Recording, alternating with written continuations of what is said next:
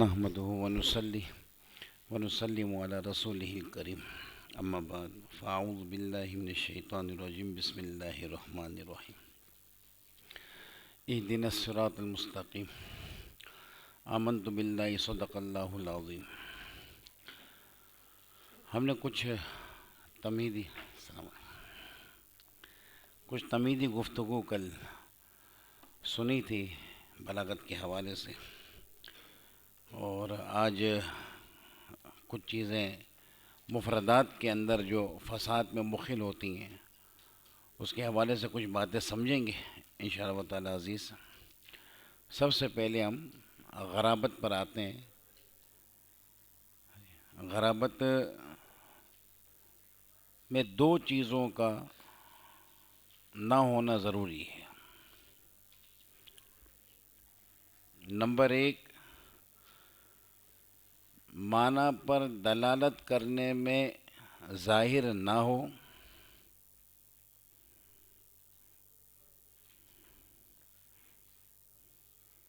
Number دو، مانوست الاستعمال نہ ہو.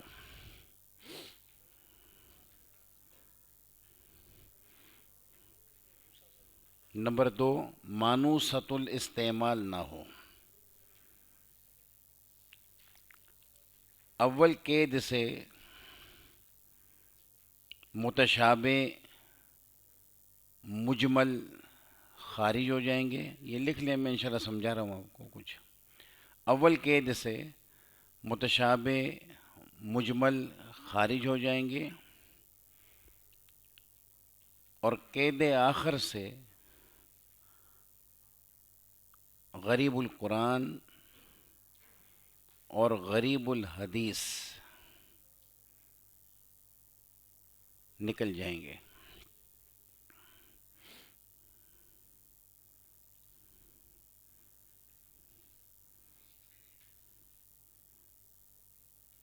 فائدہ کی ہیڈنگ لگائیں، فائدہ. کبھی یوں ہوتا ہے کہ با اعتبار دلالت بر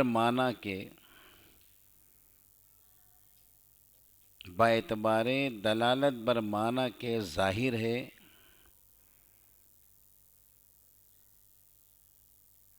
مگر مانوست الاستعمال نہیں.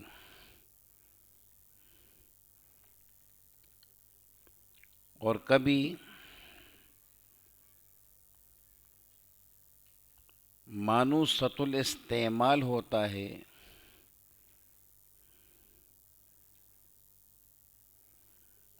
مگر دلالت بر معنی پر ظاہر نہیں ہوتا.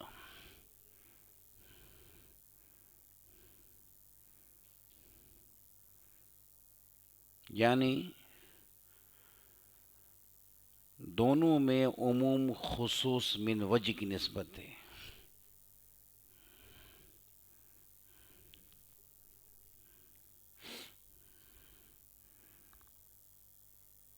مخالفت قیاس،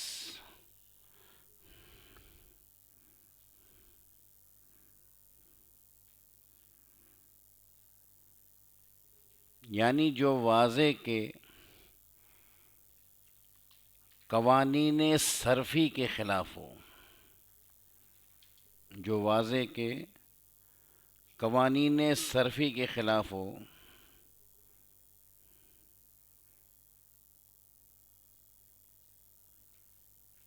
اگر واضح نے اس کو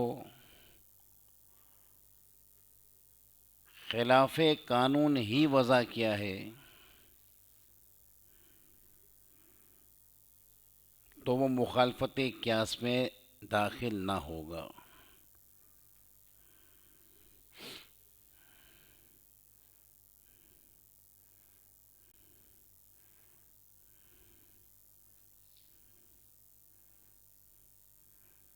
اب ہم کچھ سمجھنے کی طرف آتے ہیں. کچھ آپ کو چیزیں لکھوا دیں، پھر وقت بچے گا تو انشاءاللہ آگے کچھ دیکھیں گے.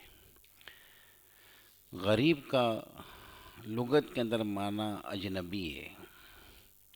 ایک ایسا بندہ جو اپنے وطن سے دور ہو اور ایسے لوگوں کے درمیان رہ رہا ہو جہاں پر کوئی واقفیت نہ ہو تو اس بندے کو اس علاقے کے اعتبار سے غریب کہا جاتا ہے۔ تو بالکل اسی طریقے سے آپ یوں سمجھیں کہ علاقے سے دور رہے تو غریب ہے۔ تو لغت عرب یہ بھی ایک طریقے کا علاقہ ہے، اگر اس لغت عرب سے وہ لفظ دور ہے تو وہ بھی غریب ہے۔ اب یہاں دو گروہ کی بات ذہن میں رکھیں، ایک ہے عرب و عربا، وہ آل عرب جو ٹھیٹھ عربی بولتے ہیں اور جن کی عربی آل عرب کے نزدیک، قرآن کے نزدیک، حدیث کے نزدیک معتبر ہے بطور استشہاد کے۔ اسی وجہ سے ابن عباس رضی اللہ تعالیٰ فرماتے ہیں کہ جب میں کسی قرآن کے لفظ کے معنی کو سمجھنا چاہتا ہوں تو آل عرب کے اشعار پر پیش کرتا ہوں تو مجھے معنی سمجھ میں آ جاتا ہے۔ تو وہ جو عرب عربہ جو خالص آل عرب تھے، جن کی عربی دانی کا ایک معیار تھا اور جن کا عرب کا جو طریقہ تھا اس کو وجہ استدلال بنایا جاتا تھا، اسے عرب عربہ کہتے ہیں، جن کے اندر یہ امراء القیس آتا ہے۔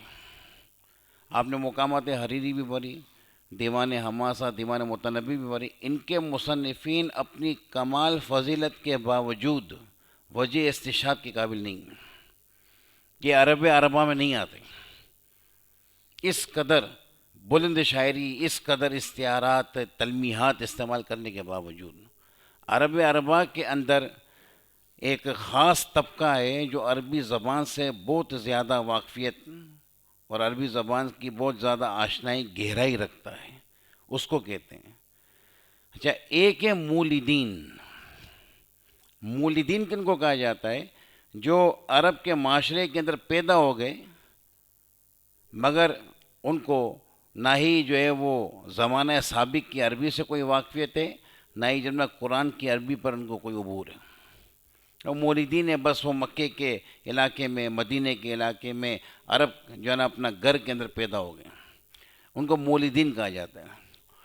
تو یہ ذہن میں رہے کہ صحابہ کرام اور تابعین کے بعد، بلکہ ایک قول کے مطابق تابعین کے ہی زمانے میں اور کچھ صحابہ کرام کے زمانے میں، مولدین کا وقت اسی وقت سے شروع ہو گیا تھا۔ اس سے پیچھے والا جو زمانہ ہے جس کو زمانہ جاہلیت کہا جاتا ہے، اگرچہ ہر اخلاق رذیلہ ان کے اندر تھے مگر فصاحت اور بلاغت کے اندر ان کا طوطی بولتا تھا، اور انہی کو عرب عربہ کہا جاتا ہے، خالص آل عرب۔ جب عربی لوگوں کا طریقہ ہے، جب کسی چیز کے اندر زیادتی بتانا مقصود ہوتی ہے تو اس کو اسی لفظ کے وصف کے ساتھ لے آتے ہیں، جیسا کہ عرب عربہ کہا جاتا ہے، اس کو العرب العربہ۔ اب یہ دونوں ایک ہی ہے، مگر یہاں پر ہمیں زیادتی کا معنی بتلانا مقصود تھا کہ یہ نہایت خالص عربی ہیں، اور تو اس وجہ سے عرب کی صفت عربہ لے کر، جیسے ہمارے عرف کے اندر جو ہے اردو میں کہا جاتا ہے گرما گرم انڈے۔ اب وہ گرما اور گرم ایک ہی ہے مگر زیادتی گرمائش بتلانی مقصود ہے، تو گرما کے ساتھ گرم ملا دیا، تو وہ عرب کے ساتھ عربہ ملا دیتے ہیں۔ نہایت ہی خالص ٹھیٹھ جس کو جمنا وہ عربی کہا جاتا ہے، بدوی جس کو کہا جائے آل عرب کے اندر، جو گاؤں دیہات کی زبان ہوتی ہے جس کے اندر کوئی دوسری چیز کی آمیزش ملی ہوئی نہیں ہوتی، ان کی بات ہو رہی ہے۔ اور مولدین جو میں نے ابھی آپ کو سمجھایا، بتایا آپ کو، ان کی بات نہیں ہو رہی۔ تو غرابت کے اندر اعتبار عرب عربہ کا ہے، ان کے نزدیک وہ لفظ غریب ہوا تو غریب کہلائے گا۔ مولدین کا اگر ہم اعتبار کریں گے تو نہ جانے کتنے قصائد عربیہ غرابت کا شکار ہو کر فساد سے باہر نکل جائیں گے۔ ان کو تو آتی نہیں عربی بھیا، جو ان کو آتی، تو مولدین کا کوئی اعتبار نہیں۔ مولدین کے اعتبار کی وجہ سے قصائد عربیہ نکل جائیں گے فساد سے، کیونکہ ان کے نزدیک سارے لفظ وہ غیر مانوس ہیں۔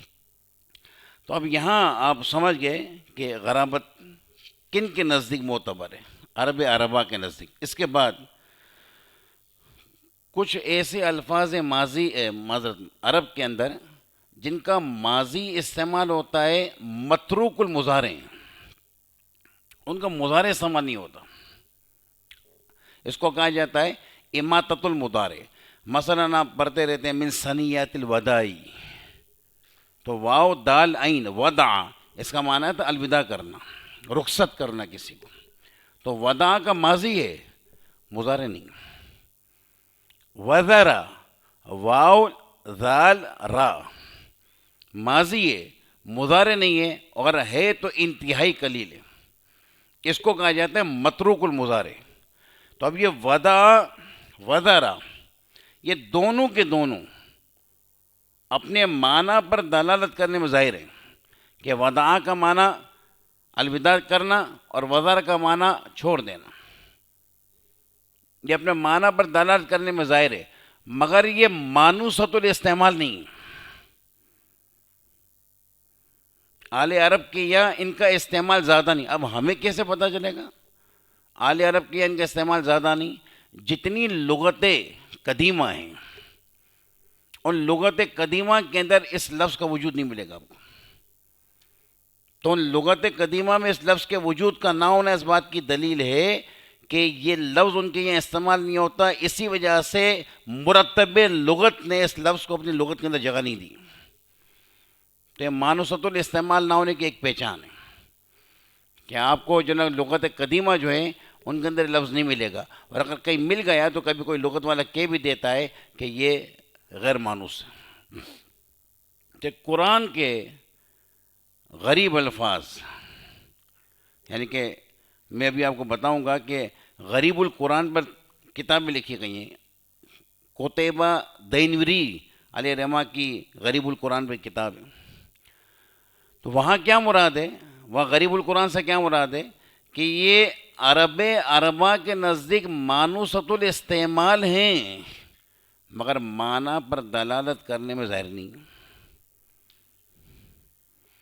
اب دو باتیں ہوئیں، نمبر ایک معنی پر دلالت کرنے میں ظاہر نہ ہو، نمبر دو مانوسۃ الاستعمال نہ ہو۔ یہ دونوں عدم جہاں پر جمع ہو جائیں وہ لفظ فساد سے باہر نکل کر غرابت کی حد میں آ جائے گا۔ یہ دونوں عدم جمع ہونے چاہیے۔ نمبر ایک، لفظ اپنے معنی پر دلالت کرنے میں ظاہر نہ ہو، یہ پہلا عدم۔ نمبر دو، مانوسۃ الاستعمال نہ ہو، یہ دوسرا عدم۔ ان دونوں عدم کی جمعیت لفظ کو غرابت میں داخل کر کے مخلف الفساد میں لے جائے گی۔ تو جہاں پر بھی ایک پایا جائے اور دوسرا منتفی ہو جائے، یا دوسرا پایا جائے پہلا منتفی ہو جائے، وہ لفظ غریب نہیں ہے۔ یہ میں نے ابھی آپ کو ودا وزارہ کی مثال دی، یہ مانوسۃ الاستعمال اگرچہ نہیں ہے مگر اپنے معنی پر دلالت کرنے میں ظاہر ہے، واضح ہے اپنے معنی پر دلالت کرنے کے اندر۔ اسی طریقے سے کچھ الفاظ ایسے ہیں جو اپنے معنی پر دلالت کرنے میں ظاہر نہیں ہیں مگر مانوسۃ الاستعمال ہے آل عرب کے یہاں پر۔ اچھا، اب ایک سوال یہاں پر ہم قائم کریں، اللہ رب العزت کے لیے جو قرآن حدیث کے اندر وہ الفاظ آئے جن کا ظاہری معنی ہم نہیں لے سکتے، مثلا ید اللہ فوق ایدیہم، اور اسی طریقے سے اللہ رب العزت کے لیے وجہ کا لفظ آیا، تبارک اسم ربک ذی الجلال والاکرام، ہے نا، اور وجہ کا لفظ آیا، اور اسی طریقے سے اللہ رب العزت کے لیے حدیث میں اصبع کا لفظ آیا۔ نبی ذیشان فرماتے ہیں کہ بنی آدم کے قلوب اللہ کی دو انگلیوں کے درمیان ہے، جہاں چاہے پھیر دے۔ مسلم کی حدیث سے رسول کریم فرماتے ہیں کہ جب بندہ سجدہ کرتا ہے تو اللہ کے قدم پر سجدہ کرتا ہے، اب وہ قدم، اصبع، ید، وجہ، یہ اپنے معنی پر دلالت کرنے میں ظاہر ہیں مگر ان کی ہمیں مراد نہیں پتہ۔ ید کا معنی ہر ایک کو آتا ہے مگر وہ مراد نہیں، وجہ کا معنی، اصبع کا معنی، قدم کا معنی ہر ایک کو آتا ہے، وہ مراد نہیں ہے۔ تو یہ متشابہ کے اندر لفظ اپنے معنی پر دلالت کرنے میں ظاہر ہوتا ہے اور مانوسۃ الاستعمال بھی ہوتا ہے، تو غرابت نہیں ہے، مراد پر دلالت کرنے میں ظاہر نہیں ہوتا ہے، اور مراد پر دلالت کرنے میں ظاہر نہ ہونا یہ غرابت کے اندر داخل نہیں ہے۔ غرابت میں کیا چیز داخل ہے؟ معنی پر دلالت کرنے میں ظاہر نہ ہو، معنی واضح ہے، ید کا معنی ہر ایک کو پتہ ہے، قدم کا معنی ہر ایک کو پتہ ہے، مگر یہ مراد پر دلالت کرنے میں ظاہر نہیں ہے۔ ہمیں نہیں پتا کہ ید سے کیا مراد ہے۔ اللہ ہمیں جو ہے اپنا ید پر اعتقاد رکھنا ہے۔ ہمارا اعتقاد ہے، امام علیہ سنت نے جو ہمیں سکھایا کہ اللہ تعالیٰ کا ہاتھ ہے، اللہ تعالیٰ کا قدم ہے، اللہ تعالیٰ کی انگلی ہے، اللہ تعالیٰ کا چہرہ ہے۔ ہمیں نہیں پتہ کیسا ہے، ہم کیفیت میں نہیں جائیں گے۔ ایمان لائیں گے اللہ تعالیٰ کے ید پر، قرآن میں آیا۔ ایمان لائیں گے اللہ کے وجہ پر، قرآن میں آیا۔ ایمان لائیں گے اللہ تعالیٰ کے اسبا اور قدم پر، حدیث میں آیا۔ ایمان لائیں گے، کیفیت میں نہیں جائیں گے۔ ہمیں نہیں پتہ اللہ تعالیٰ کی انگلی کیسے ہے، ہمیں نہیں پتہ اللہ تعالیٰ کا ید کیسا ہے، اللہ تعالیٰ کا قدم کیسا ہے، اللہ تعالیٰ کا وجہ کیسا ہے۔ تو یہ مراد پر دلالت کرنے میں ظاہر نہیں ہے، اور جو مراد پر دلالت کرنے میں ظاہر نہ ہو اس کو غرابت نہیں کہتے۔ جو معنی پر دلالت کرنے میں ظاہر نہ ہو پلس مانوسۃ الاستعمال نہ ہو اس کو غرابت کے ساتھ شمار کریں گے۔ یہ کلیئر ہے؟ کسی سامنے کو کوئی پریشانی ہو؟ جی جی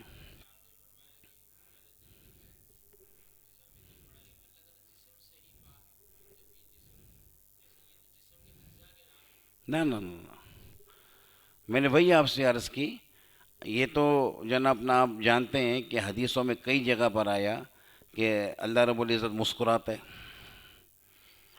مسئلہ یہ کہ ہمارا جو قیاس ہے، ہم جو دیکھ رہے ہیں ظاہر کے اندر، ہم ید جسم کا ہی دیکھ رہے ہیں، ہم رجل قدم جسم کا ہی دیکھ رہے ہیں، تو ہم نے ظاہر پر قیاس کرتے ہوئے غائب کو بھی ویسا سمجھ لیا، حالانکہ قیاس الظاہر علی الغائب یہ درست نہیں ہے۔ ہمیں نہیں پتا، ہم اس پر اعتقاد رکھیں گے اللہ کا ید ہے، لیکن ید جسم کے لوازم سے لا موجود فی ای الکتاب من کتب المتکلمین، لا ہکذا۔ ہاں جسم جہاں پر ہوگا اس کو بھی ید لازم نہیں ہے، دیوار آپ کے سامنے جسم ہے، اور جس کا ید ہو اس کے لیے جسم ہو یہ بھی ضروری نہیں ہے۔ یہ اللہ تعالیٰ جانتا ہے کہ اس کا ید کیسا ہے، اللہ رب العزت جانتا ہے کہ اس کی اصبع کیسی، ہمیں نہیں پتہ۔ لیکن کسی متکلم نے علم کلام کی کسی کتاب کے اندر یہ بات نہیں لکھی کہ ید کے لیے، وجہ کے لیے، اصبع کے لیے، قدم کے لیے جسم لازم ہے، نا، ایسا کسی نے نہیں لکھا ہے۔ جب ایسا نہیں ہے تو ہم یہ نہیں کہیں گے کہ ید جسم کے اجزاء میں سے، ہاں ہمارے جسم کے اعضاء میں سے کسی کا نام ہے، یہ ہمارا جسم ہے نا، وہ خاص ہو گیا۔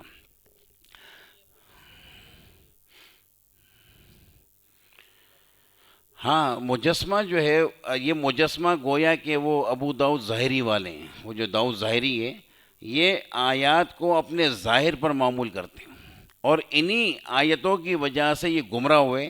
انہوں نے کہا کہ جب اللہ کا ہاتھ ہے، اللہ کا قدم ہے، اللہ کا وجہ ہے، اللہ کی اصبع ہے، تو اللہ تعالیٰ بھی ہماری طرح کوئی جسم رکھتا ہے، سمجھو تو۔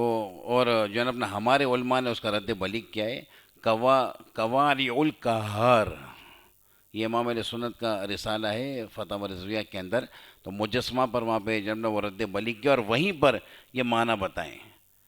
پھر اس کے بعد بھی جیسے ابھی قبلہ تاج نواز صاحب نے بھی سوال کیا، طالب علم نے بھی سوال کیا، یہی ایک کھلجان اس وقت تھا کہ پہلے کے لوگ بڑے جو نا اپنا عقیدے میں ستھرے تھے تو ان کو کوئی بتانے کی ضرورت نہیں پڑتی تھی، لیکن جب بعد میں لوگ آئے تو کہا یار ید تو ہاتھ کو کہتے ہیں، اور قدم تو پاؤں کو کہتے ہیں، وجہ تو چہرے کو کہتے ہیں، تو اب تعویل کرنی پڑی۔ یہ تعویل مذہب یہ متاخرین کا ہے، اور ید کو اس کے معنی پر معمول کرنا اور اس کی کیفیت کو اللہ پہ چھوڑ دینا یہ مذہب متقدمین کا ہے۔ تو اب وہ ید سے معنی کیا لیتے ہیں؟ ید اللہ ای قدرت اللہ، اللہ کی قدرت وہ تمام قدرتوں کے اوپر ہے، فوق ایدیم ای فوق قدرتیم، تمام کی قدرت کے اوپر ہے۔ یہ جو وجہ کا لفظ قرآن کریم کے اندر استعمال ہوا سورہ رحمان میں، تو وہاں پر وجہ سے مراد کہتے ہیں ذات ہے. تو پھر انہوں نے تعویلی کرنا شروع کی. اسی طریقے سے اصبع کا لفظ جو حدیث میں آیا کہ رحمان کی 2 انگلیوں کے درمیان بنی آدم کے قلوب ہیں، جہاں چاہتا ہے پھیر دیتا ہے، تو وہاں پر انگلی کے مراد تصرف ہے، کیونکہ انگلیوں سے تصرف ہوتا ہے تو مراد وہ تصرف ہے. تو یوں پھر جناب متاخرین نے تعویلیں کی ہیں تاکہ جو وہ لوگ ہیں کہ جو جلدی سے سمجھتے نہیں ان باتوں کو، تو ان تعویلوں کو سمجھ کر اس معنی سے اپنے ذہن کو ہٹا دیں. ورنہ حقیقت یہ ہے کہ یہ معنی اپنے حقیقت پر معمول ہیں. ہمیں نہیں پتہ اللہ کا ید کیسا ہے، مگر ہے ضرور.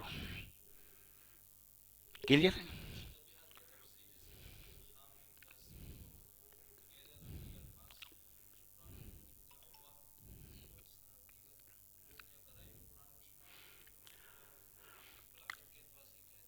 اصل میں دیکھیں جو مقطعات ہیں، نور الانوار کے اندر لکھا کہ ان کی مراد کی طرف کوئی راستہ نہیں. ید کی مراد تو پھر جو ہے نا کوئی طریقے سے آپ کو پتہ چل گیا. الف لام میم یا اس طریقے سے جتنے مقطعات ہیں، ان کی مراد کی طرف کوئی راستہ نہیں. تو یہ ایسے متشابہ ہیں جو تشابہ میں انتہا کو پہنچے ہیں. جب تک متکلم خود نہ بتا دے کہ میری سے کیا مراد ہے، کوئی بھی اس کی مراد پر واقفیت حاصل نہیں کر سکتا. تو یہ ان متشابہات میں سے. اور بے شک جب یہ متشابہات میں سے ان کا معنی ہی کسی کو نہیں پتا، تو غریب القرآن تو اس کو کہیں گے جو معنی پر دلالت کرنے میں ظاہر نہ ہو، مانوسۃ الاستعمال نہ ہو. تو یہ تو ان میں سے کسی کے اندر شامل نہیں ہوگا نا. تو اگر غریب القرآن میں بھی اس کو شامل کرتے ہیں تو کر سکتے ہیں، مسئلہ نہیں، کیونکہ مانوسۃ الاستعمال بھی نہیں ہے اور معنی پر دلالت کرنے میں ظاہر بھی نہیں ہے. مگر یہ فساد سے نہیں نکلے گا. اس کی وجہ یہ کہ فساد سے نکلنے کے لیے اولاً معنی چاہیے. اب وہ معنی مانوسۃ الاستعمال نہ ہو یا معنی پر دلالت کرنے میں ظاہر نہ ہو، اس کا تو معنی ہی نہیں ہے بھیا. کیونکہ آپ کو کیا بتایا کہ جو معنی پر دلالت کرنے میں ظاہر نہ ہو، تو ضروری ہے کہ اس کا معنی ہوگا، دلالت میں ظہور نہیں ہوگا جس کا معنی ہی نہ ہو. تو وہاں پر تو یہ بات کارگر نہ ہوگی نا. تو اسی لیے یہ مقطعات غریب کے اندر نہیں آئیں گے. اور اگر آ سکتے ہیں من وجہ تو بھی ڈال دیں، کیونکہ میں نے دونوں کول دیکھے ہیں، مگر یہ راجع کول یہی ہے کہ اس کو داخل نہ کیا جائے. اچھا، اس کے بعد ایک آپ کے سامنے مکالمہ رکھنا چاہوں گا جو ابن عباس کا اور نافع بن ازرق کا ہے. اب آپ دیکھیں یہ ابن عباس کا وقت ہے، کتنا پرانا وقت ہو گیا. سارے 1400 سال آپ پیچھے چلے جائیں، یہ 1400 سال تو کم از کم صحیح کہ رسول کریم کا وصال مبارک 11 ہجری میں ہوا. آج 1447 جنم نہ چل رہا ہے، تو 11 مائنس کر دے تو بھی 1436 ہوا. تو 1400 سال تو کہیں نہیں گئے نا، 1400 سال پہلے کی بات. ابن عباس زمزم کے چشمے کے پاس بیٹھے، اور ابن عباس کے پاس کوئی آ رہا ہے اور وہ آ کر کہتا ہے، یا ابن عباس مل مراد ان ہاد الآیہ، اس آیت کے بارے میں اس آیت سے کیا مراد ہے وہ بیان کر دیتے ہیں. پھر دوسرا آیا، تیسرا آیا. نافع بن ازرق آیا، کہتے ہیں ابن عباس تجھے کس نے جری کر دیا کہ تو آیتوں کے معنی یوں بے دریغ بتائے جا رہے ہیں. ابن عباس نے سختی والا کلمہ استعمال کیا. ابن عباس فرماتے ہیں، ثقیلت کا یا نافع امو کا، کہ نافع تجھ پر تیری ماں روئے. یہ اہل عرب کے یہاں ذرا سخت الفاظ. صحیح. ایک حدیث کے اندر جب رسول کریم علیہ السلام سے عرض کی معاذ بن جبل نے، ان لمؤاخذون بما نتکلم بھی، ہم جو بات کرتے ہیں اللہ کے رسول کی ہماری اس پہ بھی گرفت ہوگی. رسول کریم فرماتے ہیں، ثقیلت کا ام کا یا معاذ، اے معاذ تجھ پہ تیری ماں روئے. حل یکب الناس، کہ لوگوں کو جو جہنم کے اندر چیز گرانے والی ہے وہ ان کی جو اپنا زبان کی درانتیاں ہیں. درانتی آپ جانتے ہوں گے، وہ جو جس کے اندر جب کھیت میں وہ جو فصل کاٹی جاتی ہے، جو ہلال کی طریقے کا بنا ہوا ہوتا ہے، بڑا تیز ہوتا ہے. تو رسول کریم نے زبان کو درانتی سے تشبیہ دی کہ زبان جو مثل درانتی کی ہے یہی تو گراتی ہے اکثر جہنم کے اندر. بہرحال تو اس نے جناب اپنا رسول ابن عباس نے ان کو کہا کہ یہ نافع تجھ پہ تیری ماں روئے. تو پھر آخر میں اس نے نافع نے کہا کہ میرے کچھ سوال ہیں. تو پھر ابن عباس نے نرمی کی، کہا بیٹھ جا. کہا بول کیا سوال ہے. یہ میں کچھ چیزیں جو اپنا ہائی لائٹ کر کے آیا ہوں. وہ پہلا سوال کرتا ہے کہ سورہ رحمان کے اندر ہے شواظ من نار. شواظ ہے نا، شواظ من نار. تو کہتے ہیں یہ شواظ کیا ہے؟ تو ابن عباس جو ہے اس کو جواب دیتے ہیں ایک ایسا آگ کا چنگاری، یا جب ایک ایسی آگ کی اٹھان جس میں دھواں نہ ہو. آگ آپ دیکھتے ہیں جب اوپر اٹھتی ہے تو دھواں نکلتا ہے. ایک ایسی آگ کی جو اوپر تو اٹھ رہی ہے مگر اس کے اندر دھواں نہیں ہے، اس کو شواظ کہا جاتا ہے. کہ صحیح ہے. کیا یہ والا معنی قرآن سے پہلے اور رسول کریم کے نازل ہونے سے پہلے اعلی عرب میں پایا جاتا تھا؟ اب یہ وہی غرابت پر آ رہے ہیں. ابن عباس رضی اللہ تعالیٰ فرماتے ہیں ہاں. اور شعر ارشاد فرمائے 3 مصروں والے میں ایک ہی پیش کر رہا ہوں جس میں یہ لفظ ہے یمانین یا ظلو یا شب کیرا و ینفق الدائب لہب الشواظ. کیر کہتے ہیں اس جگہ کو جہاں پر لوہار رکھ کر پھونکتا ہے تاکہ اس کی پھونک اندر آگ بنے. آپ نے دیکھا ہوگا پرانے وقت کے اندر کہ وہ جنم لوہا رکھا جاتا ہے، اس میں مسلسل پھونکا جاتا ہے. آج کل بھی آپ جنم تکے والے کو دیکھیں وہ پنکھا رکھ دیتا ہے وہ اس کے اوپر. یہ پنکھا کیوں رکھا جاتا ہے؟ کہ وہ ہوا جنم آگ کے اندر کنورٹ ہوتی ہے تو اس کی پھونک بھی جنم آگ میں کنورٹ ہوتی ہے. تو یہ جنم کہنا یہ جا رہے ہیں کہ جنم جو یمن علاقے کا جو بندہ ہے وہ کیر کے اندر جب پھونکتا ہے تو اس سے شواظ کی لپکیں اٹھتی ہیں. تو کہنے کا مطلب یہ کہ ابن عباس نے اس شواظ کے لفظ کو آل عرب کی شاعری سے ثابت کر کے بتایا. اس کے بعد وہ بندہ جب کہتا ہے نافع بن ارزق کہتا ہے اللہ تعالیٰ فرماتا ہے امشاجن نبتلی، یہ قرآن پاک کے اندر ہے. تو کہتا ہے کہ یہ امشاج کیا ہے؟ تو ابن عباس کہتے ہیں کہ مرد اور عورت کا جو پانی مل کر رحم میں جمع ہو اس جمع شدہ پانی کو مشیجن کہتے ہیں. میم شین یا مشیجن، اسی سے امشاج ہے. پھر اس نے پھر سوال کیا یہ لفظ کہیں پایا جاتا ہے؟ یہ تو مجھے لگتا ہے کہ مانوسۃ استعمال نہیں ہے. کہا نہیں، تیرا ذہن نہیں جا رہا. پھر حضرت نے خود جو ہے اپنے ابن عباس نے شعر پڑھا اخو الحرب. وہ شعر پڑھتے ہیں کأن النسل والفوقین منہ خلال الریشی سیت بی مشیج. یعنی میں کہنے کا یہ مطلب آپ کو یہ ساری باتیں بتلانے کا مقصد یہ ہے کہ قرآن کریم کے اندر اگر آج کل کے لوگوں کو یا ابن عباس کے زمانے کے لوگوں کو بھی وہ لفظ مانوسۃ الاستعمال نہیں لگتا، اس کی وجہ سے غریب نہیں ہو جائے گا، کیونکہ مانوسۃ الاستعمال نہ ہونا عرب عربا کے نزدیک معتبر ہے، مولدین کے نزدیک معتبر نہیں.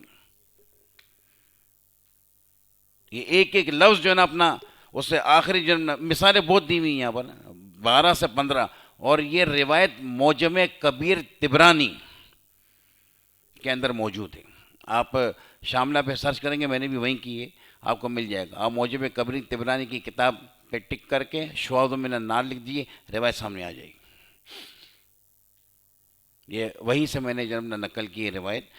تو اس کے اندر تو اچھی خاصی دی ہوئی چیزیں. اب اس کے بعد وہ شخص کہتا ہے وَنُحَاسٌ فَلَا تَنْتَصِرَانِ، کہتا ہے کہ یہ نحاس کیا ہے؟ تو ابن عباس رضی اللہ تعالیٰ فرماتے ہیں کہ نحاس دھواں ہے جس میں آگ کی لپک نہ ہو، ایسے ہی جو دھواں اوپر چلا جاتا ہے. تو پھر اس نے وہی سوال کیا کہ یہ لفظ آل عرب کے یہاں پایا جاتا ہے؟ تو آپ نے شعر پڑھا، کہتے ہیں یودیو کا دوئی سراج سلیت لم یجعل اللہ فیہ نحاسا. اب آپ مجھے بتائیے کہ ابن عباس رضی اللہ تعالیٰ نے جو آل عرب کے اشعار سے یہ استدلال کیا ہے، اس کا کیا مطلب ہے؟ کہ ان کے نزدیک یہ مانوسۃ الاستعمال ہے، تجھے اگرچہ نہیں پتا. تو اب یہاں سے آپ سمجھیے اس بات کو کہ ابن عباس رضی اللہ تعالیٰ عنہ اپنی خالہ میمونہ رضی اللہ تعالیٰ عنہ کے گھر پر تھے، جو رسول کریم کی زوجہ محترمہ ہماری امی حضور اور آقا علیہ الصلوۃ والسلام پر تہجد تھی، اٹھیں، ابن عباس نے پانی لا کر دیا قضائے حاجت کے لیے، وضو کے لیے، اور پھر جب رسول کریم علیہ الصلوۃ والسلام نماز کے لیے کھڑے ہوئے تو ابن عباس بھی نماز کے لیے کھڑے ہوئے، مگر رسول کریم سے ذرا پیچھے ہٹ گئے۔ آقا علیہ الصلوۃ والسلام نے نماز میں یہ ہاتھ پکڑ کر آگے کیا، یہ پھر پیچھے ہٹ گئے۔ پھر فراغت کے بعد ابن عباس سے استفسار کیا، اے ابن عباس تجھے کس چیز نے روکا اس بات سے کہ تم میرے برابر میں آ کے نماز پڑھے؟ کا انت رسول اللہ۔ اس وقت ابن عباس کو دعا دی تھی رسول کریم علیہ صلی اللہ علیہ وسلم نے، اے اللہ تعالیٰ ابن عباس کو قرآن اور حدیث کی تاویل کا علم عطا فرما۔ یہ اس علم کی جھلک ہے۔ نافع بن ارزق کا منہ بند کر دیا، اتنے اشعار وہاں پر جناب نہ کہیں، اتنے اشعار کہیں، نافع بن ارزق جناب خاموش ہو کے چلا گیا، ہر لفظ قرآن کو شعر فصیح اور عرب العربا کے اشعار سے ثابت کر کے بتائے کہ ان کا استعمال ہوتا ہے۔ تو اس کا مطلب یہ ہوا کہ اگر آج کوئی جناب اپنا اویس اقبال جیسا ملحد نیٹ پر آ کر بکواس کرتا ہے کہ نعوذ باللہ من ذالک، یہ کون سا قرآن ہے جس کے اندر تبت یدا ابی لہب کہہ کے جناب اپنا کسی کے ہاتھ توڑنے کا ذکر ہے، اور استغفر اللہ نعوذ باللہ من ذالک یہ کمنٹس پاس کرتے ہیں کہ تبت یدا ابی لہب و تب کی صورت کو دیکھ کر یوں لگتا ہے کہ کوئی بیوہ عورت بین کر رہی ہے۔ آپ کبھی اس مردود، میں نہیں کہوں گا کہ آپ جناب، لیکن یہ مردود خبیث النفس بندہ مرتد، یہ نیٹ پر آ کر جناب نہ قرآن کے بارے میں بکواس کرتا رہتا ہے۔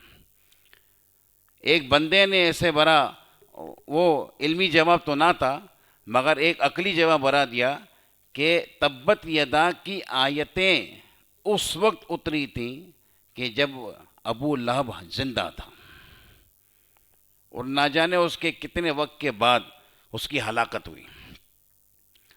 تو اگر یہ قرآن رسول کریم اپنے گھر سے بناتے رہے تھے یا عرب سارے مل کر بنا کے رسول کریم کو دے رہے تھے جیسے وہ بکواس کرتا ہے، تو سارے چلا اٹھتے ہیں نا کہ تبت یدا کی جناب نے وہ صورت اتاری ہے، ہمارا ابو لہب تو بالکل حیات ہے، اس کو تو کچھ بھی نہیں ہوا۔ یہاں تک کہ جب جناب نے ابو لہب کا حال برا ہوا اور وہ مرا اور اس کو جناب نے گرے میں ڈالا گیا، تو کفار کی قرآن پر حقانیت اور پختہ ہو گئی، مگر جن کے نصیب میں ایمان نہ ہو تو ایمان نہیں لاتے۔ تو اس نے اس کو یہی کہا کہ اگر یہ جھوٹا ہوتا تو اس وقت جناب آل عرب چلا کر کہتے کہ دیکھو تبت یدا کا ہے، ابو لہب تو ابھی تک حیات ہے۔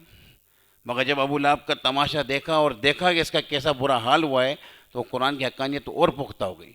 تو یہ قرآن پر اعتراضات آپ کو نیٹ پر بھرے ہوئے ملیں گے، ایک مسلم کے نام سے دیکھیں، کسی نام سے دیکھیں، مگر مسئلہ یہ کہ انہیں عربی کی سمجھ بوجھ نہیں، اور اب یہ کہتے ہیں کہ یہ لفظ غریب ہے، یہ لفظ ایسا ہے، وہ لفظ ایسا ہے۔ تو یہ ہم عرب عربا کی بات کریں گے نا، ان کا اعتبار ہے، سارا جنہ ان کا معیار ہے۔ اس کے بعد اب آپ آ جائیے مخالفت قیاس کی طرف۔ بھیا مخالفت قیاس آپ جانتے ہیں کہ صرفی قانون نے جو آپ کو قانون عطا کیا ہے، آپ اس کی خلاف ورزی کریں گے، یہ مخالفت قیاس ہے۔ لیکن قانون بنانے والا خود مخالفت کرے اور وہ خلاف قیاس آپ کے سامنے کوئی لفظ رکھ دے، اب ہم ہوشیار بن کر اس کے اندر جب نہ قیاس آرائی کرنا شروع کر دیں، تو اب اس مخالف قیاس کو جو خود واضح کی طرف سے آیا ہے، اس کو موافق قیاس کرنا مخالفت قیاس ہے۔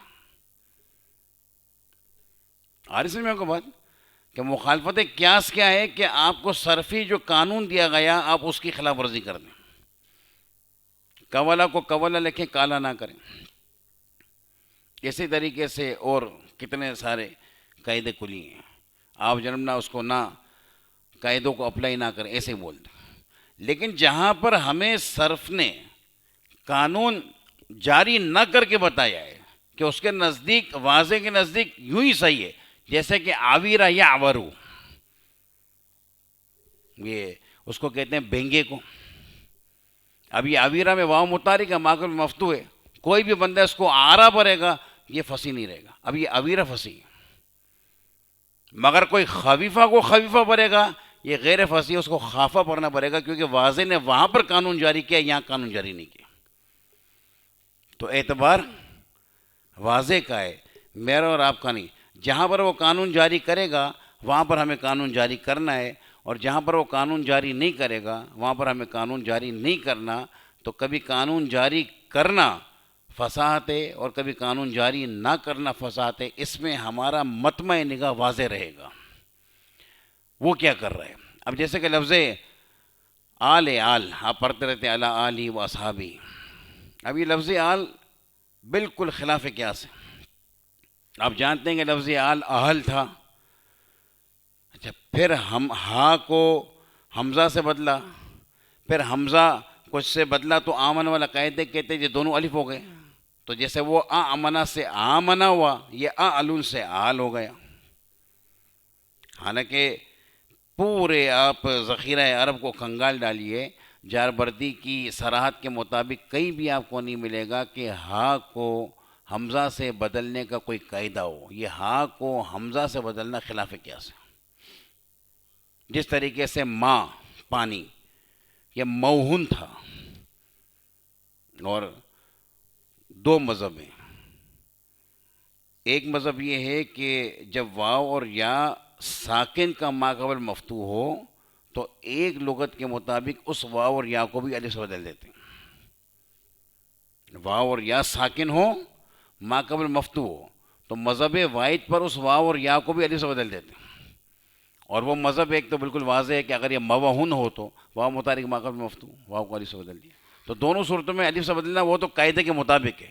جو ہا آخر میں آ رہا ہے موہن یا موہن، اس ہا کو حمزہ سے بدل کر معون کر دینا اس کا کوئی قاعدہ کلیہ نہیں.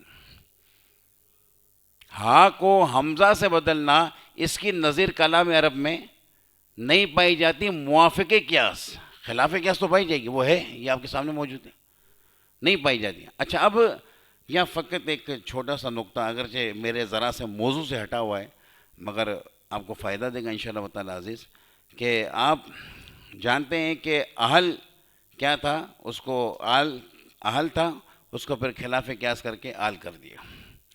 ہاں جو ہے یہ بھاری حرف ہے، الف ہلکا حرف ہے، اس کی ادائیگی آسان ہے. ہاں کی ادائیگی ذرا بھاری ہے. تو آل عرب کی زبان بڑی نپی تلی ہے. وہ کہتے ہیں کہ ہم نے بھاری حرف کو ہلکے حرف سے بدل دیا. اچھا، جب ہم نے بھاری حرف کو ہلکے حرف سے بدل دیا تو اب لفظ تو ہلکا ہو گیا مگر ہم نے معنی کے اندر وزن کر دیا. اب ایک لفظ اہل، وہ بھی استعمال ہوتا ہے، اہل بیت. ایک لفظ آل عمران جو صورت ہے. تو کہتے ہیں کہ جو لفظ اہل ہے یہ عام ہے، خصیص کے لیے بھی آئے گا، نفیس کے لیے بھی آئے گا.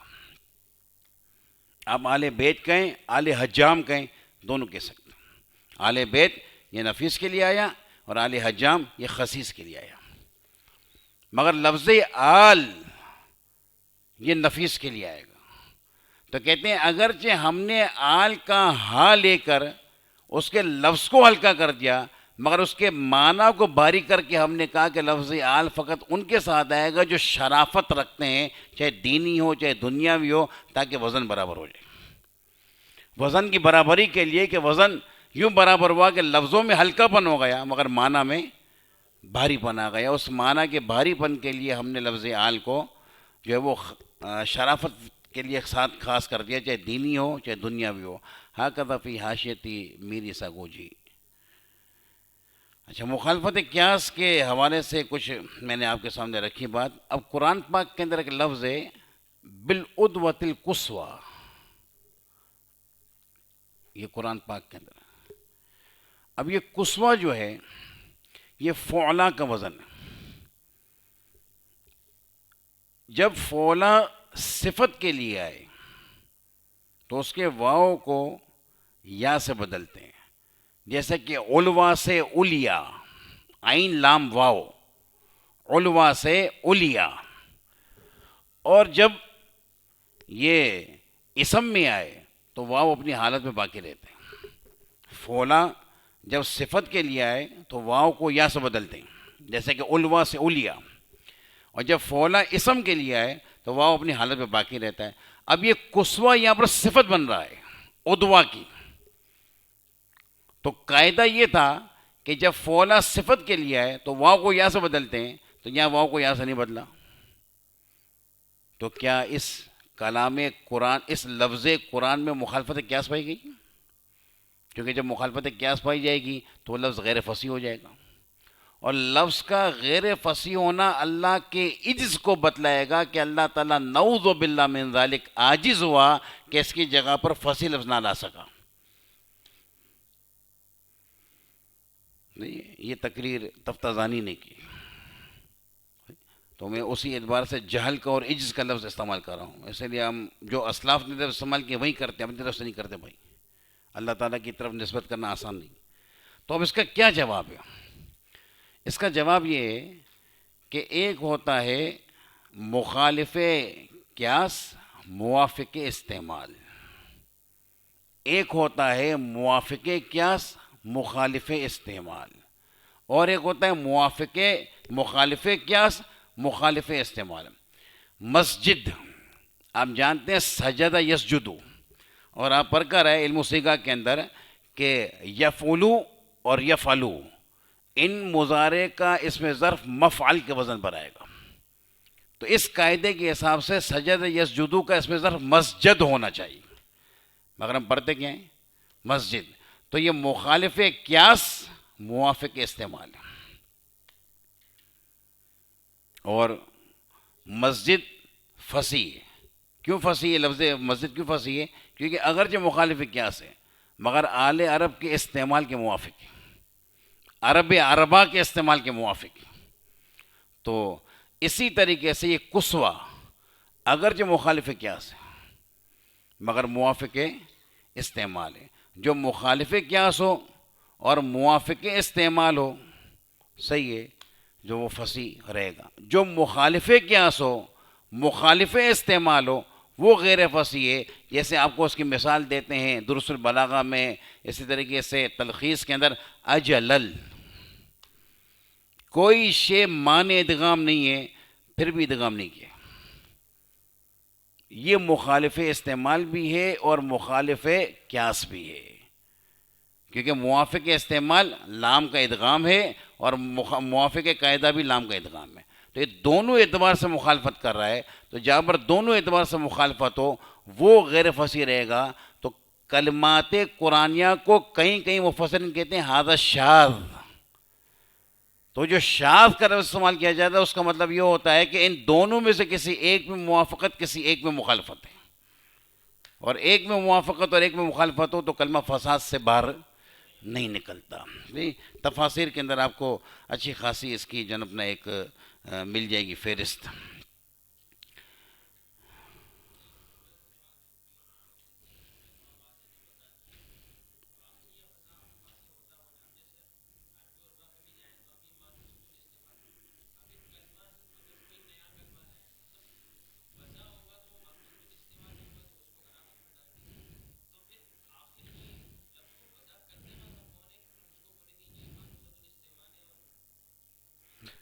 میں نے ابھی آپ سے عرض کی جس طریقے سے وہ نافع بن ارزق کو جب یہ خدشہ لائق ہوا، ازرق کو جب یہ خدشہ لائق ہوا کہ یہ شواذ، نحاس، امشاج، یہ جب جو الفاظ ہیں یہ سب کے سب جو غریب ہیں، ہمیں اس کا معنی پتہ نہیں چل رہا، تو وہ پیچھے جو اپنا آل عرب کی شاعری کی طرف چلے گئے. ہے کہ آپ کو ان الفاظوں کی کھنگال کے لیے زمانہ جاہلیت کے جو مولکات ہیں، قصائد ہیں، ان کو دیکھنا پڑے گا. نہیں، واضح اب بھی وہ نہیں ہے.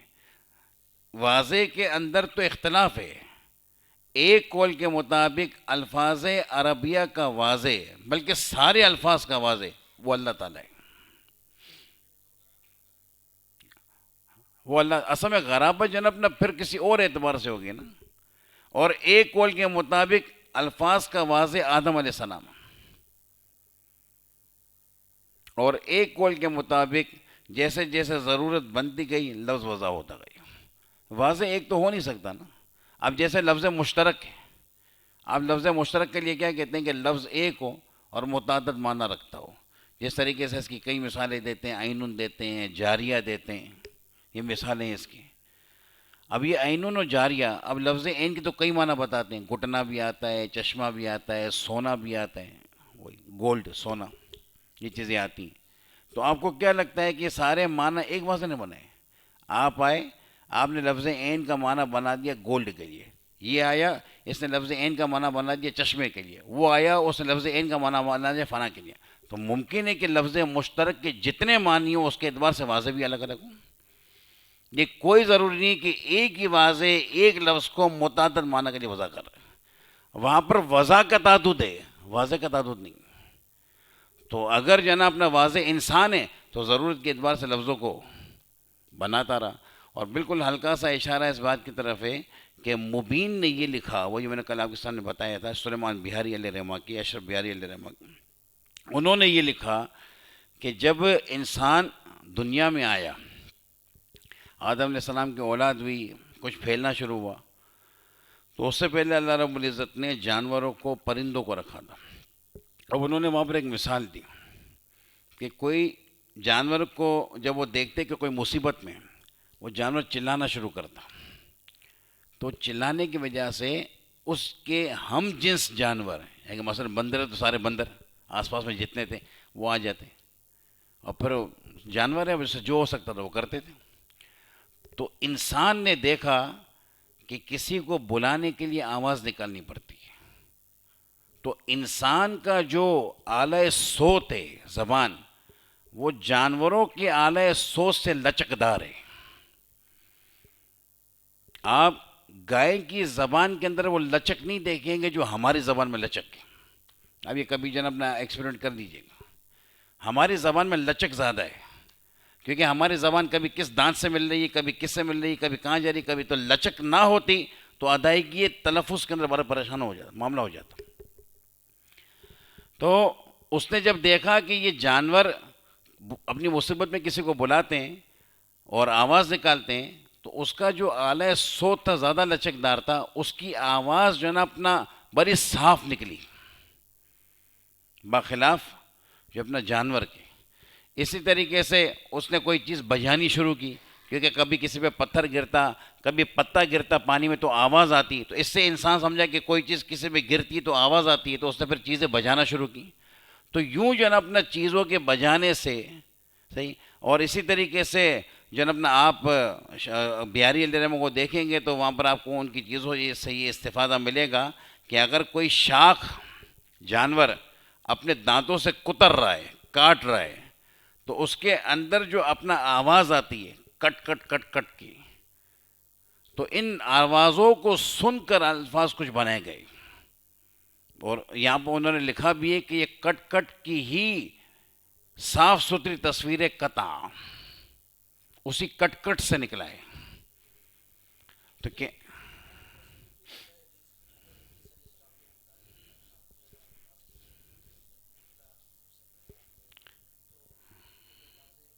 نہیں، لکھنا انہوں نے شروع کیا ہے، الفاظ پہلے سے تھے. یہ میں نے جو آپ کو تین مذہب بتائے میرے ذہن میں ہے تو میں نے بتایا. اب ادریس علیہ السلام بھی اگر واضح ہوں تو میرے علم میں نہیں. تو میں آپ کو بتا یہ رہا ہوں کہ وہ جو جانور ہیں ان کی آوازوں سے انسان نے کچھ آوازیں نکالنا سیکھی. تو یا تو پھر انسان واضح ہے چیزوں کا صحیح، لیکن اکثر اس بات کی طرف گئے کہ اللہ تعالیٰ واضح ہے. اب معاملہ یہ ہوا کہ وضع تو الفاظ من جانب اللہ ہوئے، مگر اس میں کچھ رد و بدل جو ہم انسانوں سے ہوتے ہوتے آل عرب کے جو عرب عربات ہیں ان کی طرف دوسری صورت میں پہنچائے. اسی وجہ سے کچھ مانوس استعمال، کچھ غیر ظاہر دلالت، کیونکہ بات بڑی پرانی ہو گئی نا. کہاں وضع آدم علیہ السلام نے کرا ہے اور کہاں عرب عربا، ایک لمبا چوڑا بیچ کے درمیان جو اپنا وقت ہے. تو بہرحال یہ اس اور کوئی چیز اس کے اندر کسی کو اگر پوچھنی ہو، کوئی معلوم کرنی ہو.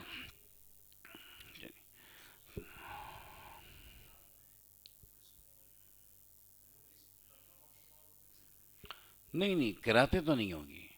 جیسے کہ کوئی جنا اپنا یعلمون پڑھ رہا ہے، کوئی نعلمون پڑھ رہا ہے، کوئی یعلمو پڑھ رہا ہے، کوئی تعلمو پڑھ رہا ہے، وہ تو غریب کے اندر نہیں آئیں گی. وہ تو بالکل جو ہے نا اپنا جو پرفیکٹ اس کا استعمال ہے وہی ہے. یہ الگ معاملہ ہے کہ ہر جو اپنا قاری ہے، جو اپنے وقت کی قاری تھے، انہوں نے ایک معنی کو متعین کر کے، جس طریقے سے ہم لوگ کہتے ہیں مالک یوم الدین، بیضاوی کے اندر ہے ملک یوم الدین. وہ ملک کہتے ہیں شواف ہے، ہم لوگ مالک کہتے ہیں. ولاکن رسول اللہ و خاتم النبیین، ایک قرأت کے اندر ہے ولاکن رسول اللہ و خاتم النبیین. تو یہ جو ہے نا اپنا جس کا ذہن جس کی طرف گیا. اور مسئلہ یہ کہ ایسا نہیں کہ ابن کثیر نے، یہ ابن کثیر بھیا وہ نہیں جو ابن تیمیہ کا شاگرد ہے، یہ ابن کثیر قاری ہے. ابن کثیر کا باپ کے باپ کا باپ بھی پیدا نہیں ہوا کہ ابن کثیر سے پہلے کے، یہ امام اعظم کے وقت کے ہیں بھیا. تو میں نے اس نے وضاحت کر دی کہ ابن کثیر سے ذہن وہیں جاتا ہے، یہ ابن تیمیہ کا شاگرد نہیں ہے، یہ قاری ہیں. اور ہمارے بزرگ ہیں، ابن کثیر کی جنم قرأت ہو کہ کسی بھی، یہ نہیں ابن کثیر نے اپنی طرف سے ملک بنا دیا، اور جو ہمارے جن اپنا ہیں عاصم انہوں نے مالک بنا دیا. یہ رسول کریم سے منقول ہیں سب، یہ سب کی سب رسول کریم سے منقول ہیں، ورنہ تو قرآن کے اندر زیادتی لازم آئے گی بھیا. اور یہ سب کی سب تواتر سے منقول ہیں. اسی وجہ سے ابن مسعود کی کئی جگہ پہ قرأت نہیں لی جاتی. آپ اٹھا کر دیکھیے اس کو نور الانوار کو، وہاں پر جو ہے نا اپنا ابن مسعود کی جو اپنا قرأت ہے فعدۃ ایام اخر، تو وہاں پر ایک لفظ کو چھوڑ دیا گیا ہے جو ابن مسعود استعمال کرتے ہیں، وہ نہیں جو اپنا وہ لیتے ہیں اس کو. ابن مسعود ایک قول کے مطابق کہتے ہیں کہ معوذتین قرآن نہیں ہے، مگر اس کو قرآن میں رکھا جاتا ہے. امام مالک شد و مت کے ساتھ اس بات کے قائل ہیں کہ تسمیہ من القرآن نہیں ہے، یہ تسمیہ قرآن سے نہیں. تو یہ تو اپنی جگہ پر سارے معاملات ہیں، مگر یہ سب کے سب پرفیکٹ ہیں، کوئی بھی ان کے اندر وہ غریب نہیں ہے. اب کلیئر ہے، ہم جو ہے نا اپنا کچھ تاکید لفظی اور معنوی کی طرف آ جائیں، پھر ہم اپنے درس کو اختتام دیں، تاکہ پھر ہم کل انشاءاللہ بلاغت کی طرف چلے جائیں گے. وقت کو بھی دیکھنا پڑتا ہے، مزید اور چیزیں. تاکید یہ عین قاف دال، آپ گنا ہے نا، گنا آپ پورا لیں اور اس گنے پر ہاتھ پھیریں، جہاں جہاں پر وہ جو ہے نا اپنا اس کا گرہ بنی ہوئی ہے آپ کا ہاتھ رکے گا، وہ روانی کے ساتھ جائے گا نہیں. آپ چاہے اوپر سے نیچے لے آئیں، چاہے نیچے سے اوپر لے جائیں، آپ جب کریں گے تو کہیں آپ کو چھلکا لگ جائے گا، وہ جو اس کی جو گرہ بنی ہوئی ہے نا وہاں ہاتھ پھنسے گا، پھر جائے گا، پھر گرائے گی، پھر ہاتھ پھنسے گا. تو یہ ہاتھ کو روانی سے نہیں جانے دے گا. تو عقد کہتے ہیں گرہ کو، اور تاکید لفظی کو تاکید لفظی اسی لیے کہا جاتا ہے کہ مفہوم کی طرف منتقل ہونے میں اور زبان ان لفظوں کو روانی کے ساتھ ادا کرے، اس کے اندر رکاوٹ آ جاتی ہے، جیسے اس میں رکاوٹ آ جاتی ہے. اسی طرح سے بانس لے لیں، بانس میں بھی اس طریقے سے گرے گرے بنی ہوئی ہوتی، وہ ہاتھ روانی سے نہیں چلتا پورے بانس پر. تو تاکید لفظی میں کیا ہوتا ہے، آگے پیچھے کر دینا. موصوف صفت کو ساتھ لانا تھا، موصوف کو کہیں کر دیا اور صفت کو موصوف سے پہلے لے کر آ گئے. اسی طریقے سے ذوالحال حال میں طریقہ اور طبعی ترکیب یہ ہے کہ ذوالحال پہلے ہو، حال بعد میں ہو، آگے پیچھے کر دیا. مستثنیٰ مستثنیٰ منہ کے اندر مستثنیٰ منہ پہلے ہوتا ہے، مستثنیٰ بعد میں ہوتا ہے، آگے پیچھے کر دیا. یہ جو آپ مثال پر کہ امام مثلہ فی الناس الا مملکہ، تو یہ جو مثال ابو ہشام وغیرہ کی بر کر ہیں، وہی جنب نہ تاکید ہے. قرآن پاک کے اندر نہ تاکید لفظی ہے نہ تاکید معنوی. یہاں تک کہ آپ یقین کیجئے کہ ملحدین اگرچہ جو چاہے اپنی بکواس کرتے رہیں، آج تک قرآن کے اندر کوئی مثال نہ مخالفت قیاس کی لا سکے، نہ غرابت کی لا سکے، نہ تاکید لفظی کی لا سکے، نہ تاکید معنوی کی لا سکے. قرآن اس سے مبرہ و منزہ ہے. تو قرآن میں نہ کوئی تاکید لفظی نہ کوئی تاکید. اب تاکید معنوی کیا ہے کہ ملزوم سے لازم کی طرف انتقال یا لازم سے ملزوم کی طرف انتقال، یہ کنایہ ہے، اس کو کنایہ کہا جاتا ہے. جس طریقے سے اس کی مثال دی جاتی ہے ایک عام طویل النجات، اب یہ نجات کہتے ہیں جس میں یعنی کہ وہ جو اپنا جس کے اندر تلوار رکھی جاتی جس کو نیام کہا جاتا ہے غالباً. اصل میں ایک بندہ جتنا لمبا ہوگا نا اس کی نیام اتنی لمبی ہوگی. اب بندے کا قد جو ہے وہ لمبا ہو اور نیام چھوٹی ہو تو یہ عجیب سا لگتا ہے. تو نجات کہتے ہیں نیام کو. تو طویل النجات اس کا پراپر معنی یہ ہے کہ لمبی نیام. مگر لمبی نیام یہ لازم ہے لمبے قد والے کو. تو لازم کہہ کے ملزوم کی طرف اشارہ کیا ہے کہ طویل النجات سے طویل القامہ ارادہ کیا ہے کہ مراد یہ ہے کہ جو لمبے قد والا ہے. تو یہ لازم سے ملزوم کی طرف پھرنا یا ملزوم کے لازم کی طرف پھرنا یہ کنایہ ہے، بس شرط یہ کہ وہاں پر حقیقی معنی لینا بھی درست ہو. یہی فرق ہے مجاز اور کنایہ میں. مجاز کے اندر حقیقی معنی لینا درست نہیں ہوتا اور کنایہ کے اندر حقیقی معنی لینا درست ہوتا ہے. یہ دونوں کے درمیان فرق کر دے گا، ورنہ دونوں ایک ہی قبیل سے ہیں. اور اسی طریقے سے آپ وہاں پر مثال پر کر رہے ہیں کثیر الرماد، بھائی بہت زیادہ راکھ. وہ آپ وہاں پر جو اساتذہ آپ کو بتا چکے کہ ایک بندہ بہت زیادہ مہمان نواز ہوگا تو پچھلے زمانے کے اعتبار سے اس کے گھر پہ کھانا بہت بنے گا. جب کھانا بہت بنے گا تو لکڑیاں بہت جلیں گی. جب لکڑیاں بہت جلیں گی تو لکڑیاں راکھ ہو کے گریں گی تو راکھ بہت زیادہ ہوگی. تو اب کثیر الرماد سے اشارہ ہے کسی بندے کے مہمان نوازی کی زیادتی پر، بس میں واسطے زیادہ ہیں. تو تاکید معنوی اس وقت معرض وجود میں آتی ہے کہ بندہ وہ استعارہ استعمال کرے، بندہ وہ کنایہ استعمال کرے جو بہت جا کے دور کا معنی دے. یعنی کہ کنایہ استعمال کر رہا ہے بہت دور کا اور معنی لے رہا ہے کچھ اور، جس کی طرف ذہن جلدی سبقت نہیں کرتا، بلکہ اس کنایہ اور اس استعارہ کی طرف سبقت جب کرتا ہے تو معنی کچھ اور سمجھ میں آتا ہے، متکلم کا ارادہ کچھ اور ہوتا ہے. آگے سے میں آپ کو بات تو ایسا قرآن میں کہیں نہیں ہے. میں آپ کو قرآن کا ایک کنایہ بتاؤں تو آپ کو پتہ چلے گا کہ قرآن کتنا قریبی کنایہ استعمال کرتا ہے. وَلَا تُوَاعِدُوهُنَّ سِرًّا، یہ سورہ بقرہ کی غالباً آیت کا ایک حصہ ہے. اب یہ تُوَاعِدُوهُنَّ، اے مردوں تم عہد و پیمان نہ کرو، ہننا عورتوں سے، سر کا. اب یہ سر کیا ہے؟ راز آپ سمجھتے ہیں. اگر آپ جانتے ہیں کہ عمل زوجیت جس کو وطی کہا جاتا ہے، یہ عموماً کیا بلکہ سر میں ہی ہوتی ہے نا، تنہائی میں ہی ہوتی، خفیہ ہی ہوتی. تو سر سے سر لازم ہے وطی کو. جو بندہ حق زوجیت ادا کرے گا تو وہ سر چاہے گا، تنہائی چاہے گا. تو سر لازم ہے حق زوجیت کو، اور حق زوجیت یعنی کہ وطی یہ ملزوم ہے. تو قرآن نے لازم کہہ کے ملزوم کا ارادہ کیا.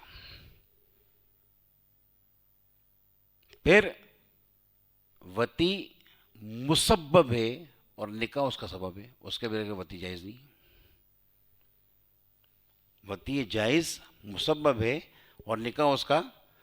تو سر کے وطی مراد لی اور وطی کے نکاح مراد لیا. اب آیت کا مفہوم یہ ہوا کہ تم خفیہ طریقے سے نکاح نہ کرو، لوگ شکوک و شبہات میں پڑیں گے، بالکل علانیہ نکاح کرو. اس کو کہا جاتا ہے مجاز المجاز، کہ پہلے سر سے مجاز لیا وطی، پھر وطی سے مجاز لیا نکاح، اور یہاں پر اب ارادہ اس کا ہے. آپ مجھے جملہ بتائیے کہ کیسا لطیف اور کتنا قریب اشارہ ہے کہ سمجھدار فوراً سمجھ جائے گا کہ آیت کا مفہوم کیا ہے. تو کنایہ اور استعارہ ایسا استعمال کرنا کہ ذہن فوراً سبقت کر جائے، تبادر کر جائے. وہ استعارہ کنایات استعمال کرنے سے تاکید معنوی پیدا نہیں ہوتی. جن استعارات اور کنایات کے استعمال کرنے سے تاکید معنوی پیدا ہوتی ہے وہ ہوتے ہیں کہ کہیں دور کا استعارہ لیا جائے، بات کچھ ہو اور جو نا اپنا بات کہیں کی کہیں لے جائی جائے. میں انشاءاللہ امید کرتا ہوں کہ میں کچھ آپ کو اردو کے اشعار اس پر دوں گا، کیونکہ میرے کو یاد آ رہا ہے کہ بحر الفصاد کے اندر عبدالغنی نجم رام پوری رحمۃ اللہ تعالیٰ علیہ نے اس پر اردو اشعار کوٹ کیے. ان اشعار سے مزید جنم کچھ آپ کے سامنے وہ چیزیں جو واضح ہو جائیں گی. تو تاکید لفظی معنوی، اس حوالے سے جو باتیں تھیں آپ کے سامنے رکھی. اگلے درس کے اندر ہم جو ہے اپنا بلاغت کی طرف آئیں گے کہ مقتضۂ حال کے اعتبار سے کلام، یہ ایک لمبا چوڑا جو ہے اپنا وقت لے گا ہمارا، کیونکہ اس کے اندر اپنا مقتضۂ حال بہت ہیں. تو میں چاہتا ہوں کہ سب نہیں تو میں اکثر بیان کر دوں، اور اس اعتبار سے میں آپ کو قرآن کی بلاغت بتاؤں کہ قرآن نے مقتضۂ حال کا کیسا کامل لحاظ رکھا ہوا ہے. ہر جگہ پر مقتضۂ حال کے اعتبار سے بات کی ہوئی ہے. آپ مجھے بتائیے نا، اسی آیت کو لے لیجیے. رسول کریم علیہ صلاۃ والسلام کی مشکات میں حدیث ہے، آقا علیہ صلاۃ والسلام فرماتے ہیں کہ بذی کو باذالیا، بذی شخص کو اللہ تعالیٰ پسند نہیں فرماتا. رسول کریم میں ناپسند. یہ بذی کون ہے؟ فحش گو. فحش گو. مجھے بتائیے، قرآن ہمیں سکھا رہا ہے نا، اور سکھانے کے اندر اگر با پردہ خاتون کو بھی حیض اور نفاس کے مسئلے بتائی جائیں، کوئی کباہت تو نہیں ہے. قرآن سکھا رہا ہے، شریعت بتا رہا ہے.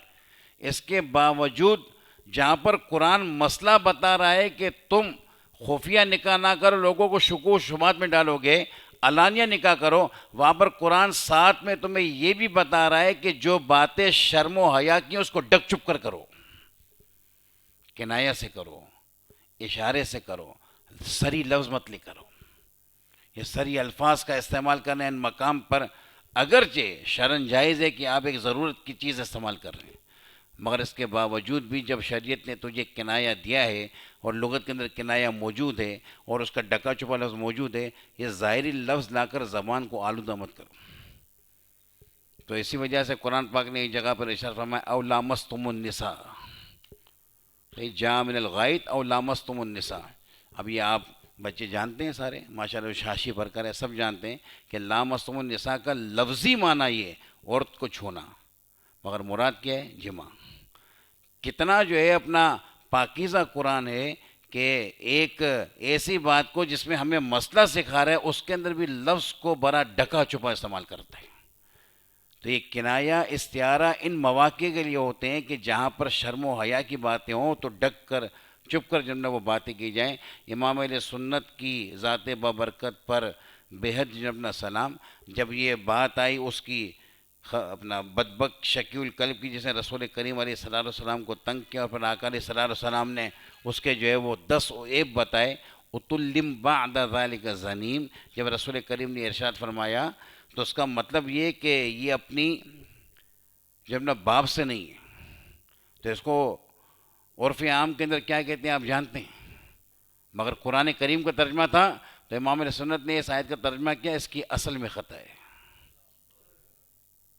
یہ کس قدر عمدہ ترجمہ ہے، کتنا بہترین کنایہ ہے. تو مطلب یہ کہ یہ کنایہ استعارات ایسے ہوں فوراً زید سبقت کرے. آپ کا کیسے فوراً زید سبقت کر گیا؟ اس کی اصل میں خطا ہے، فوراً مطلب سمجھ جاتا. ایسے کنایہ کہ بات مشرق کی چل رہی ہے اٹھا کے مغرب کو لے آئیں، اور بندہ جب نہ ڈھونڈتا ہی رہے اور پھر بیچ میں جب نہ وہ بھٹک جائے، وہ استعارہ وہ کنایہ کلام کو معقد معنوی کے زمرے میں داخل کر دیتے ہیں. اور الحمدللہ ہمارے رب قدیر کا کلام اور رسول کریم کا کلام اس سے خالی ہے، مبرہ ہے، منزہ ہے. اللہ تعالی ہمارا حامی و ناصر ہو. اللہم صلی علی سیدنا و مولانا محمد معدن الجود والکرم وآلہ وبارک وسلم. یا ارحم الراحمین، یا ارحم الراحمین، یا ارحم الراحمین. تیرے دین متین کو سمجھنے کے لیے ہم سب اکٹھا ہوئے. العالمین، کوئی ادائیگی کے اندر، کوئی مفہوم کے انتقال میں، افہام و تفہیم میں مجھ سے کوئی بھی غلطی ہوئی، ارحم الراحمین اپنے حبیب معصوم کے صدقے میں معاف فرما دیں. العالمین، ہم تمام کو تیرے قرآن کریم کی وجوہ اعجاز آسان طریقے سے سمجھنے کی سعادت عطا فرما۔ العالمین یہاں جتنے طلباء ہیں ہم سب کے سب العالمین تیرے دین متین کی طلب کرنے والے، اس کے علم کو حاصل کرنے میں کوشاں رہنے والے ہیں۔ ہماری کاوشوں کو، ہماری کوششوں کو، ہمارے کسب کو جو فقط تیری توفیق سے صادر ہوتا ہے تو اپنی بارگاہ سمجھ دے کے ثمر بار کر دے۔ ارحم الراحمین تمام آنے والوں کو اور تمام بیٹھنے والوں کو ارحم الراحمین دین متین کی خوب خوب برکتوں سے مالا مال فرما دے۔ وصلی اللہ تعالی علی خیر خلقہ محمد و آلہ و صحبہ اجمعین برحمتک۔